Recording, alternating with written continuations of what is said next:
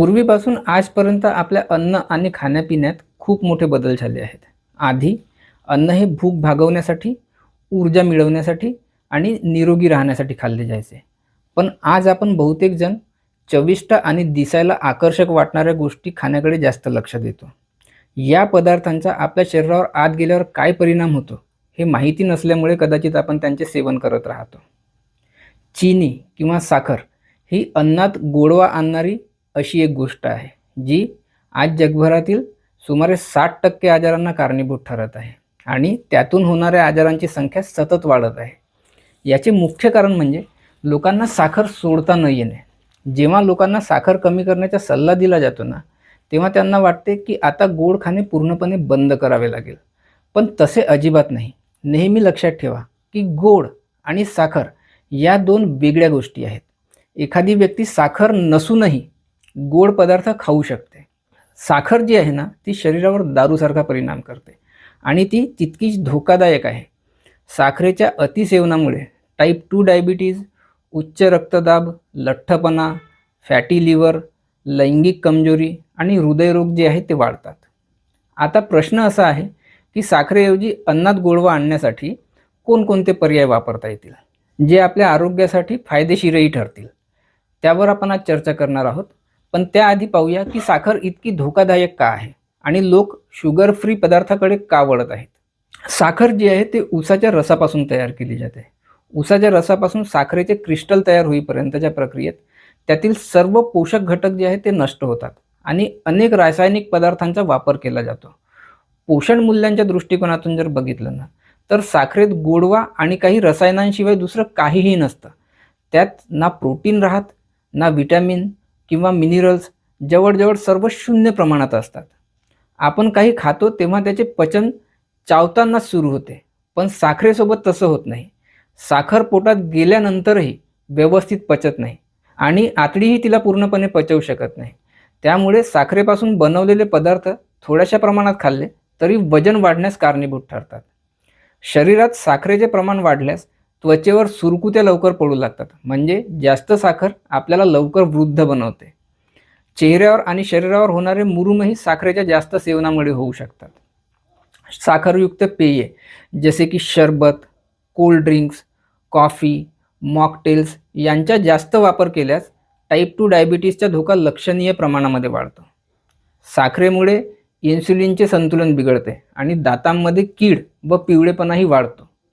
साखरेचा परिणाम मेंदूवरही होतो. त्यामुळे वारंवार गोड खाण्याची सवय लागते आणि ज्यांना आधी गोड आवडत नव्हते त्यांनाही काही काळानंतर गोड जी आहे ते खाण्याची इच्छा होणं सुरू होऊन जाते. साखर ही अशी गोष्ट आहे की ती वारंवार खावीशी वाटते आणि प्रत्येक वेळी तिची इच्छा वाढत जाते. पोटाभोवती आणि शरीराच्या विविध भागांमध्ये साठणारी चरबी ही साखरेचा सर्वात वाईट परिणाम आहे. या चरबीमुळे हृदयरोग, उच्च रक्तदाब, सांधेदुखी, गठिया, निद्रानाश, किडनीचे विकार, गाल ब्लॅडरचे आजार आणि कर्करोगासारखे अनेक आजार होऊ शकतात. आता इतके नुकसान माहीत असूनही आपण रोज सकाळच्या चहापासून रात्रीच्या दुधापर्यंत साखरेचा वापर करत असतो. पण जर साखरेऐवजी अशी एखादी गोष्ट मिळाली जी नुकसान न करता फायदा देईल, तर चला तर मग अशा 5 पर्यायांविषयी आपण जाणून घेऊया. पहिला, देशी खांड आणि मिश्री हे पारंपरिक पर्याय आहेत. ऊसाचा रस उकळून आणि प्रक्रिया करून खांड तयार केली जाते. मिश्री तयार करण्यासाठी खांड वितळून धाग्यांच्या सहाय्याने क्रिस्टल तयार केले जातात. बाजारात मिळणारी लहान तुकड्यांची मिश्री टाळावी, कारण ती पण एक प्रकारे मोठी साखरच असते. धाग्याची मोठी मिश्री वापरावी. या दोन्ही पदार्थांचा वापर जो आहे तो लस्सी बनवण्यामध्ये, खीर, हलवा, चहा इत्यादींमध्ये साखरेऐवजी करता येतो. ते थंड प्रकृतीचे असून आयुर्वेदातही त्यांचा वापर केला जातो. दुसरं आहे कोकोनट.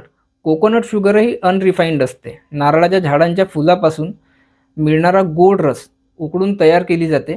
यात आयरन, पोटॅशियम, झिंक आणि कॅल्शियम असते आणि तिचा ग्लायसेमिक इंडेक्स साखरेपेक्षा कमी असतो. तिसरं आहे डेट शुगर, म्हणजे खजूर पावडर. सुक्या खजुरांचे बी काढून भाजून पूड करून ती वापरता येते. तिच्यात फायबर, जीवनसत्वे, खनिजे मुबलक प्रमाणामध्ये असतात. खीर, हलवा, ओट्स यासारख्या पदार्थामध्ये ती वापरता येते. चौथा आहे गूळ. गूळ हा साखरेचा उत्तम पर्याय आहे. तो कमी प्रोसेस केलेला असल्याने त्यात पोषक घटक जास्त असतात. तो थोडा गरम असतो प्रकृतीने आणि तो विशेषतः थंडीत जास्त उपयोगी ठरतो. 5वा आहे कच्चा मध. हा आणखी एक चांगला पर्याय आहे. मात्र शुद्ध आणि अनरिफाइंड मध वापरणे महत्त्वाचे आहे. मध ॲलर्जी कमी करण्यास आणि वजन नियंत्रणासाठी पण उपयुक्त ठरू शकतो. वरील पर्याय जे आहेत ते साखरे इतके हानिकारक नाहीत, पण तेही गोड असल्याने त्यात कॅलरीज असतात. त्यामुळे कोणत्याही गोड पदार्थाचे अतिसेवन जे आहे ते टाळणे आवश्यक आहे. साखर कमी केल्याने लठ्ठपणा, डायबिटीज, ॲसिडिटी, उच्च रक्तदाब, कोलेस्ट्रॉल आणि मायग्रेन यासारख्या समस्यांमध्येही फायदा होऊ शकतो. अशाच आरोग्यविषयक माहितीपूर्ण व्हिडिओसाठी चॅनलला सबस्क्राईब करा, बेल आयकॉन दाबा. व्हिडिओ आवडला असल्यास लाईक आणि शेअर करा आणि तुमचे प्रश्न किंवा सूचना कमेंटमध्ये जरूर कळवा. धन्यवाद.